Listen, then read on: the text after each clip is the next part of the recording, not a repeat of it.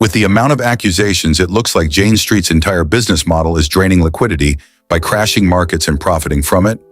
This happened not once, but multiple times.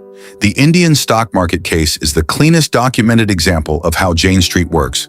They ran something similar to a 10 a.m. slam algo in India and made $4.23 billion, but got busted and temporarily banned by the Securities and Exchange Board of India.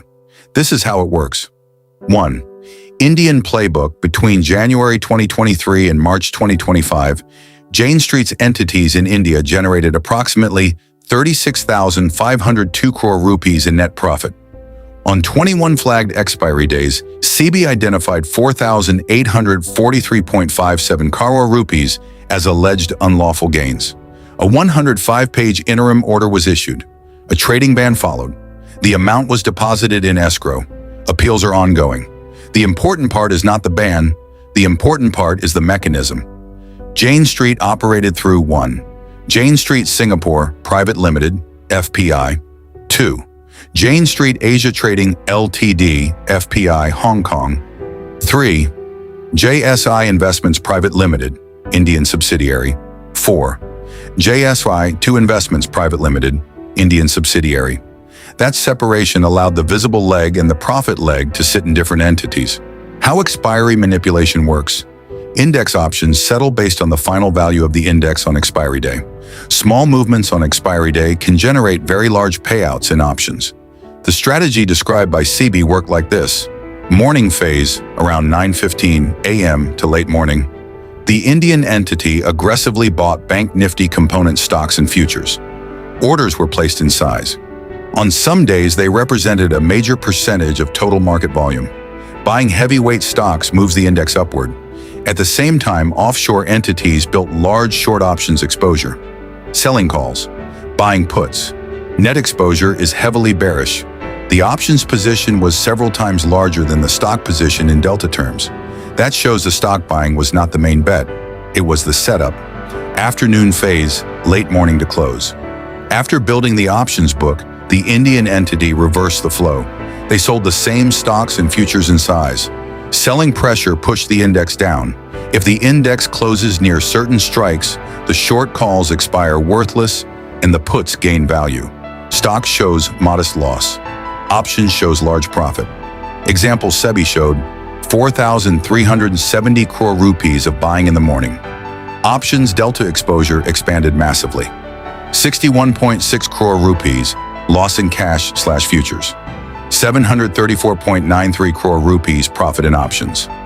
Net gain 673.33 crore rupees in one day. The cash market activity influenced the settlement level. The derivative book captured the real money. That is the India playbook. Use capital in the underlying to influence the derivative payout. 2. 10 a.m. manipulation playbook. Now Bitcoin. For months, repeated sell pressure appeared around 10 a.m. Eastern Time. This time window is important. U.S. markets open. Liquidity increases. Large orders can be executed efficiently. Derivatives markets are active. Observed pattern, sudden downward move, liquidations of leveraged long positions, cascading forced selling, later stabilization. Image crypto markets are highly leveraged. A 2 to 3% drop is enough to wipe out large amounts of long exposure. When liquidation engines activate, exchanges auto-sell collateral. Market orders hit the book. Price drops further. More liquidations trigger. If a large trading firm sells aggressively into this window, it can initiate the first move. Liquidations amplify it. The cascade does part of the work. After forced selling clears, price often rebounds. The similarity to India is structural. In India, the index was moved to influence option payout. In crypto, spot movement can influence derivative liquidation and futures positioning. The underlying move is the trigger. The derivatives are the profit engine. One more detail matters. After the Terra lawsuit was filed on February 23, 2026, the 10 a.m. pattern stopped. Instead of a sell-off, Bitcoin rallied. Shorts were liquidated instead of longs. When a repeated mechanical pattern disappears exactly when legal pressure appears, market participants take notice. 3. The BTC angle. Was the Luna collapse used to force a discount? In May 2022, Terra's UST stablecoin collapsed from a $40 billion ecosystem to zero within days. The peg broke, panic accelerated, and Bitcoin reserves meant to defend the system were deployed under extreme stress. Beyond the peg break itself, there is another structural possibility raised by the lawsuit. Terraform Labs was using Bitcoin reserves to defend UST's peg. If UST destabilized, those reserves would have to be deployed immediately.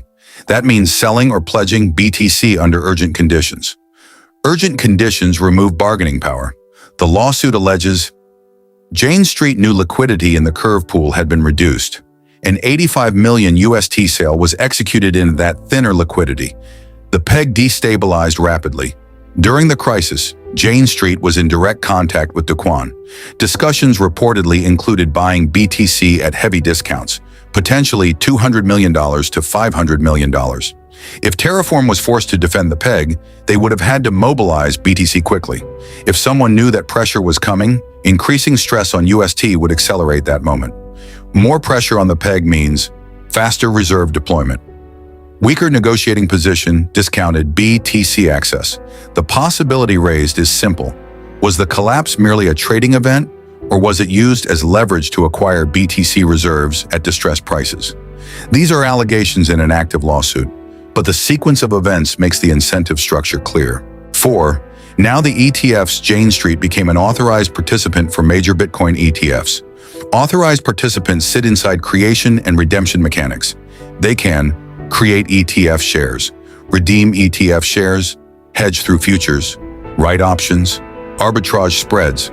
Public 13F filings show long ETF positions. They do not show short futures, swaps, written options, net exposure after hedging. A reported long position does not automatically mean net long exposure. It can be long ETF shares, short CME futures, short options, paired trades. The public sees the visible leg. The full derivatives book remains invisible. Now combine that with repeated spot selling patterns. If spot is pressured at specific windows while ETF exposure grows, the visible data does not reveal the full strategy. In India, stock trades were visible. Options exposure was the real profit driver. In ETFs, shareholdings are visible. Derivatives positioning may not be. The structural similarity is opacity between visible and invisible legs. 5. Most important, their trading tech is redacted. The Millennium lawsuit, the $1 billion strategy that was sealed. The Millennium lawsuit is not a side story. It is the technical core of this entire structure. In early 2024, 2 senior traders left Jane Street. Doug Shadowald, senior index options. Trader Daniel Spottiswoode, his direct report. They joined Millennium Management. Soon after, Jane Street sued Millennium in Manhattan federal court, accusing it of stealing an immensely valuable proprietary trading strategy. During court proceedings, a critical detail became public. The strategy focused on India index options and generated approximately $1 billion in profit in 2023 alone. That number changes the scale of the conversation. This was not a small arbitrage idea. It was a major profit engine. What the lawsuit exposed, the lawsuit made 3 things clear. The strategy was options-driven. It operated in India's index derivatives market. It was extremely profitable and repeatable. However, almost everything about how it worked was removed from public view. Large sections of court filings were redacted.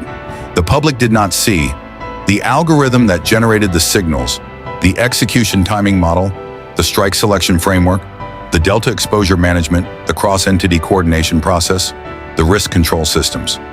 The only visible number was the profit. The engine itself remained hidden. The defense arguments. Millennium argued that India's options market structure was publicly documented and that the strategy was not uniquely secret.